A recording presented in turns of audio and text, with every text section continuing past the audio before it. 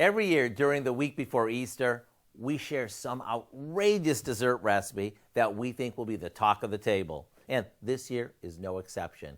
And what we love about the one this year is that it's not just for Easter. It's worthy of being served all year long. It's a strawberry lemonade cake, and here's how easy it is. We start by combining a box of lemon cake mix with strawberry gelatin, a few eggs, some vegetable oil, water, and a package of frozen sliced strawberries that we've thawed. After this is mixed, we pour the batter into a couple of cake pans and into the oven they go. While they bake, we throw together a lemonade frosting by beating together some powdered sugar with butter, along with some lemon juice and lemon zest. Once the cakes have cooled completely, all that's left to do is frost them.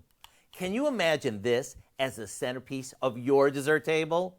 And let me assure you, this isn't one of those cakes that just looks pretty. It tastes amazing too. It's just the right amount of sweet and tart, plus it's super moist.